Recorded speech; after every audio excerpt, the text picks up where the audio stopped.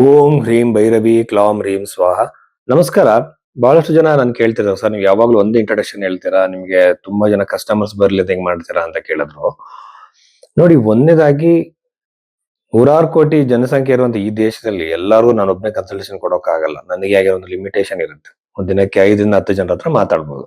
ಗಂಟೆಗಟ್ಟಲೆ ಮಾತಾಡೋಕ್ ಸಾಧ್ಯವೇ ಇಲ್ಲ. ಸೊ ಹಣ ಮಾಡೋ ಉದ್ದೇಶ ಇದಲ್ಲ. ಎರಡನೇದಾಗಿ, ಜನಗಳಲ್ಲಿ ಭೀತಿ ಹುಟ್ಟಿಸ್ತಾರೆ. ಕೆಲವರು ಕಾಸ್ಟ್ಲಿ ಪೂಜೆಗಳನ್ನ ಸಜೆಸ್ಟ್ ಮಾಡಿಸ್ತಾರೆ. ಈಗ ಒಂದು ಎಕ್ಸಾಂಪಲ್ ತಗೊಳ್ಳಿ. ಜ್ಯೋತಿಷದಲ್ಲಿ ಕಾಳಸರ್ಪ ದೋಷದ ಬಗ್ಗೆ ಎಲ್ಲೂ ಉಲ್ಲೇಖ ಇಲ್ಲ. ಕುಜ ದೋಷ ಆಗಿರ್ಬೋದು, ಪಿತ್ತ ದೋಷದ ಬಗ್ಗೆ ಎಲ್ಲೂ ಉಲ್ಲೇಖ ಇಲ್ಲ. ಗ್ರಂಥಗಳಲ್ಲೇ ಇಲ್ಲ. ಅದು ಜೆಮ್ ಸ್ಟೋನ್ಸ್ ಬಗ್ಗೆ ಇಲ್ಲ. ಸೊ ಇವೆಲ್ಲ ಯಾಕೆ ಕೇಳ್ತಾ ಇದ್ದಾರೆ? ಪರಿಹಾರಗಳು ಶ್ರೀಮಂತರಿಗೆ ಕೊಡೋ ಹಾಗೆ ಲಕ್ಷಾಂತರ ರೂಪಾಯಿ ಖರ್ಚು ಮಾಡುವಂತ ಪೂಜೆಗಳು ಯಾಕೆ ಸಜೆಸ್ಟ್ ಮಾಡ್ತಾರೆ? ಬಡವರು ಏನ್ ಮಾಡ್ಬೇಕು? ನೋಡಿ, ಜ್ಯೋತಿಷ ಅಂತಂದ್ರೆ ಕರ್ಮದ ಅನುಸಾರವಾಗಿ ನಡೆಯೋ ಘಟನೆಗಳನ್ನ ನಾವು ಒಪ್ಕೊಳ್ಳೋ ನಾವು ಪ್ರಿಪೇರ್ ಮಾಡ್ಬೇಕು ಕಸ್ಟಮರ್ಸ್ನ. ಅಂದ್ರೆ ನಮ್ಮ ಹತ್ರ ಬಂದಂತರ ಹತ್ರ. ಎರಡನೇದಾಗಿ ಬಂದು ಅದಕ್ಕೆ ಸಿಂಪಲ್ ಆಗಿರೋ ಪರಿಹಾರಗಳು. ಅದು ಎಲ್ಲದನ್ನು ಬದಲಾವಣೆ ಮಾಡೋಕ್ಕೋಸ್ಕರ ಅಲ್ಲ, ನ್ಯೂಟ್ರಲ್ ಮಾಡೋಕ್ಕೋಸ್ಕರ, ಆ ಪರಿಣಾಮನ ಕಡಿಮೆ ಮಾಡೋಕ್ಕೋಸ್ಕರ. ಹಾಗೇನೆ ಅದ್ರಲ್ಲಿ ಇಲ್ದಿರೋಂಥ ದೋಷಗಳು, ಇಲ್ದಿರೋಂಥ ಪೂಜೆಗಳನ್ನ ಸಜೆಸ್ಟ್ ಮಾಡಬಾರ್ದು. ವ್ಯಕ್ತಿ ತನ್ನ ಹಣೆ ಬರವನ್ನ ಒಪ್ಕೊಳ್ಳೋ ತರ, ತನ್ನ ವ್ಯಕ್ತಿತ್ವದಲ್ಲಿ ಬದಲಾವಣೆ ಮಾಡ್ಕೊಳ್ತಾರ. ಹೇಯಂ ದುಃಖಂ ಅನಾಗತಂ ಅಂತ ಹೇಳಿ ಪತಂಜಲಿ ಯೋಗ ಸೂತ್ರದಲ್ಲಿ ಹೇಳಿದ್ದಾರೆ. ಅಂದ್ರೆ ದುಃಖವನ್ನು ಹುಟ್ಟೋಕ್ ಮುಂಚೆ ದುಃಖವನ್ನ ಕಡಿಮೆ ಮಾಡ್ಕೊಳ್ಳೋಕೆ ಇದಕ್ಕೊಂದು ಅವಕಾಶ. ಅದು ವ್ಯಕ್ತಿತ್ವದಿಂದ, ಆಲೋಚನೆಗಳಿಂದ, ಕೆಲವು ಸಂದರ್ಭದಲ್ಲಿ ನಾವು ನ್ಯೂಟ್ರಲ್ ಆಗಿರೋದ್ರಿಂದ ಕೂಡ ಮಾಡ್ಬೋದು.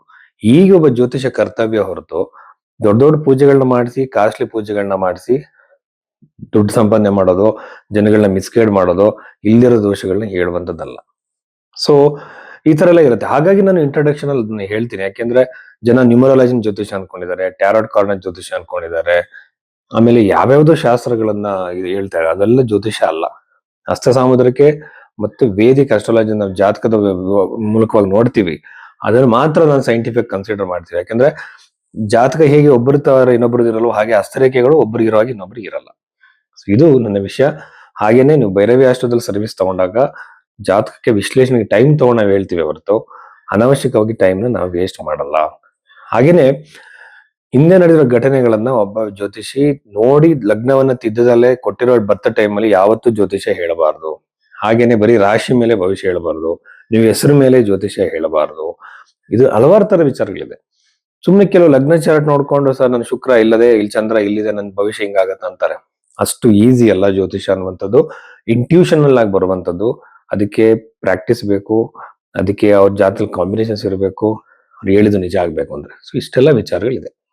ಕುಂಭ ರಾಶಿ 2026 ಫೆಬ್ರವರಿ 8ನೇ ತಾರೀಕಿನ ನಂತರ ಈ ಕುಂಭ ರಾಶಿಯವರಿಗೆ ಏನೆಲ್ಲ ಘಟನೆಗಳು ನಡೀಬಹುದು ಈ ವಾರದಲ್ಲಿ ಅಂತ ನಾವು ನೋಡೋದಾದ್ರೆ, ರಾಶಿಯಲ್ಲಿರುವಂತಹ ಪಾಪಗ್ರಹ ರಾಹು, ಸಪ್ತಮದಲ್ಲಿ ಕೂಡ ರಾಹು. ಇದು ಮದುವೆಯಲ್ಲಿ, ದಾಂಪತ್ಯ ಜೀವನದಲ್ಲಿ ಬಿರುಕುಗಳನ್ನ, ಕಿರಿಕಿರಿಗಳನ್ನ ತಂದುಕೊಡುತ್ತೆ.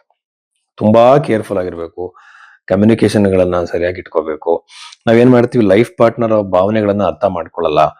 ಇಲ್ಲಿ ಯಾವ್ದೋ ಒಂದು ಪುಸ್ತಕ ನಾನು ರೀಸೆಂಟ್ ಆಗಿ ನೋಡಿದೆ. ಅಲ್ಲಿ ಕಮ್ಯುನಿಕೇಶನ್ ಹೇಗೆ ಇದ್ ಮಾಡ್ಕೊಳ್ತಾರೆ, ಇನ್ನೊಬ್ರು ಭಾವನೆಗಳನ್ನ ಅರ್ಥ ಮಾಡ್ಕೊಳ್ಳದೆ ಅವರು ಆಟೋಮೆಟಿಕ್ ಆಗಿ ನಮ್ಮ ಭಾವನೆಗಳನ್ನ ನಾವು ತಿಳ್ಕೊಳ್ಳಲ್ಲ. ನಾವು ಅದನ್ನ ಓಪನ್ ಅಪ್ ಆಗಿ ಹೇಳ್ಬೇಕು. ಈ ಮದುವೆನ ಸಕ್ಸಸ್ಫುಲ್ ಮಾಡ್ಬೇಕು ಅನ್ನೋದು ನಮ್ಮ ತಲೆಯಲ್ಲಿ ಇರ್ಬೇಕಾಗತ್ತೆ. ಯಾವ ವ್ಯಕ್ತಿ ಕೂಡ 100% ಮ್ಯಾಚಿಂಗ್ ಸಿಗಲ್ಲ ಮದುವೆಯಲ್ಲಿ.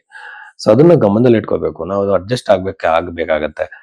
ಈಗಿನ ಟ್ರೆಂಡ್ ಹೆಂಗಿದೆ ಅಂತಂದ್ರೆ ಯಾವ್ದಕ್ಕೂ ಕಾಂಪ್ರಮೈಸ್ ಆಗ್ಬಾರ್ದು ಅನ್ನೋದಿದೆ. ಕಾಂಪ್ರಮೈಸ್ ಆಗದಲ್ಲಿ ನಾವು ಬದುಕಕ್ ಆಗತ್ತಾ?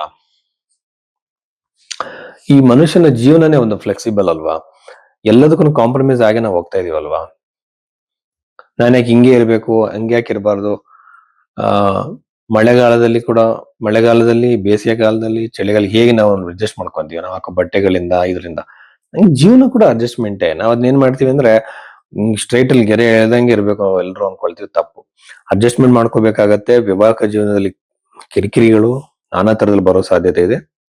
ಸಮಸ್ಯೆನ ಬಗೆಹರಿಸ್ಕೋಬಹುದು.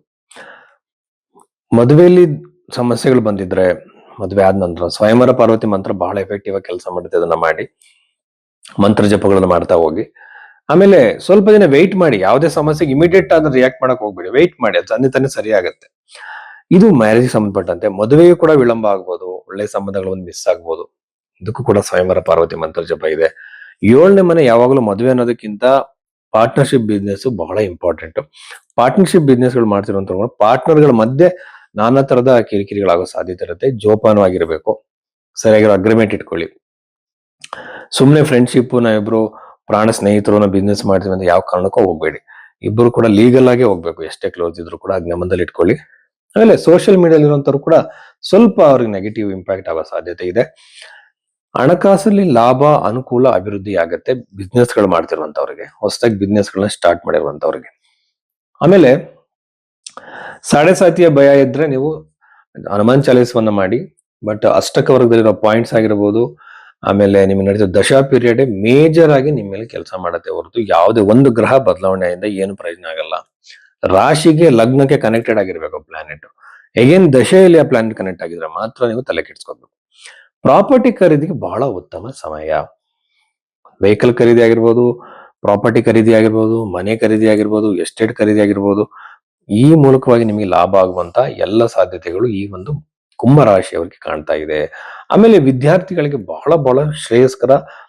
ತಮ್ಮ ಮಕ್ಕಳಿಂದ ಸಿಹಿ ಸುದ್ದಿಯನ್ನ, ಸಂತೋಷ ಸುದ್ದಿಯನ್ನ ಕೇಳ್ತಾರೆ. ಯಾರು ಕುಂಭ ರಾಶಿಯಲ್ಲಿ ಹುಟ್ಟಿದಂತವ್ರಿಗೆ ಮಕ್ಕಳಿಂದ ಒಳ್ಳೆಯ ಸಮಾಚಾರವನ್ನ ಕೇಳುವಂಥದ್ದು, ಸಂತೋಷ ಸಮಾಚಾರವನ್ನು ಕೇಳುವಂಥದ್ದು ಸಾಧ್ಯತೆ ಇರುತ್ತೆ. ದಂಪತಿಗಳಿಗೆ ಸಂತಾನದ ಯೋಗ ಅತಿ ಹೆಚ್ಚಾಗಿ ಇರುತ್ತೆ. ಸಾಲದಿಂದ ಹೊರಗಡೆ ಬರೋದಕ್ಕೆ ಖಂಡಿತವಾಗ್ಲೂ ಒಳ್ಳೆಯ ಸಮಯ. ಫೈನಾನ್ಷಿಯಲ್ ಫ್ಲೋ ಹೆಚ್ಚಾಗುತ್ತೆ. ದಶೆಯಲ್ಲಿ ನೋಡ್ಕೊಳ್ಳಿ, ದಶೆಯಲ್ಲಿ ಧನಯೋಗ ಫಾರ್ಮ್ ಆಗಿದ್ರೆ 100% ನೀವು ಸಾಲದಿಂದ ಹೊರಗಡೆ ಬರ್ತೀರಾ. ಸಾಲ ಮ್ಯಾಜಿಕಲ್ ಆಗಿ ಸರಿ ಆಗಲ್ಲ, ಅದಕ್ಕೆ ಒಂದು ಪ್ಲಾನ್ ಬೇಕಾಗತ್ತೆ. ಪ್ಲಾನ್ ಮಾಡ್ಕೊಂಡು ದಶೆಗಳ ಪ್ರಕಾರವಾಗಿ ನೀವು ಬಿಸ್ನೆಸ್ ಅಲ್ಲಿ ಇನ್ವೆಸ್ಟ್ಮೆಂಟ್ ಮಾಡ್ಕೊಳ್ತಾ ಹೋಗ್ಬೇಕು. ಸೊ ಇಷ್ಟು ವಿಚಾರಗಳು ಕುಂಭರಾಶಿಯವರಿಗೆ ಈ ವಾರ ಫಲ ಅಂತ ಹೇಳ್ಬೋದು.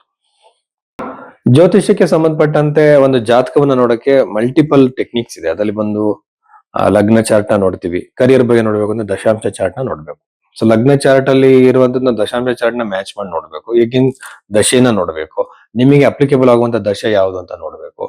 ಆಮೇಲೆ ಜಮಿನಿಯಿಂದ ಯೋಗಿನಿ ದಶೆಗಳು ಇವೆಲ್ಲ ಅಪ್ಲೈ ಮಾಡಿ ನಾವು ಜಾತಕವನ್ನ ಹೇಳ್ಬೇಕಾಗತ್ತೆ. ನಿಮ್ದು ಬರೀ ರಾಶಿ ಮೇಲೆ, ಹೆಸರು ಮೇಲೆ ಜಾತಕ ಹೇಳೋಕ್ ಆಗಲ್ಲ. ಒಂದೊಂದ್ಸಲ ಪ್ರಶ್ನೆ ಕೊಂಡ್ಲಿ ಹಸ್ತ ಸಾಮುದ್ರಿಕೆಯನ್ನು ನಾವು ಮ್ಯಾಚ್ ಮಾಡ್ಬೇಕಾಗತ್ತೆ. ಈ ರೀತಿ ಮಾಡಿ ಒಂದು ಒಳ್ಳೆ ಪ್ರಿಡಿಕ್ಷನ್ ಅವ್ರಿಗೆ ಕೊಡಬೇಕು ಜನಗಳಿಗೆ. ಅದಕ್ಕೆ ಸಮಯ ಹಿಡಿಯುತ್ತೆ, ಅದಕ್ಕೆ ಬೇಕಾದ ಫೀಸ್ ನ ಪೇ ಮಾಡ್ಬೇಕಾಗತ್ತೆ, ಯಾಕೆಂದ್ರೆ ಅದೊಂದು ಕೆಲಸ. ಸೊ ಇದಕ್ಕೆ ಅವರು ಗೌರವ ಕೊಡಬೇಕು, ಪ್ಲಸ್ ಅದಕ್ಕೆ ಆ ಹಣಕ್ಕೆ ತಕ್ಕಂತೆ ನಾವು ಕೂಡ ನಮ್ಮ ಕರ್ತವ್ಯನ ಮಾಡ್ಬೇಕಾಗತ್ತೆ. ಸೊ ಈ ಬಗೆಯಲ್ಲಿ ಸೈಂಟಿಫಿಕ್ ನೋಡ್ಬೇಕಂದ್ರೆ ಜಾತಕನ ಸಮಯ ಹಿಡಿಯುತ್ತೆ. ಆ ರೀತಿ ನೀವು ಭೈರವಿ ಆಶ್ರಮದಲ್ಲಿ ಬುಕ್ ಮಾಡಿದ್ರೆ ನಾವು ಜಾತಕವನ್ನು ನೋಡ್ತೀವಿ. ಲಿಮಿಟೆಡ್ ಜಾತಕಗಳನ್ನ ಮಾತ್ರ ನೋಡುವಂತದ್ದು. ನೀವು ಬುಕ್ ಮಾಡಬಹುದು, ನೀವು ಕನ್ಸಲ್ಟೇಷನ್ ತಗೊಳ್ಬಹುದು. ನಮಸ್ಕಾರ.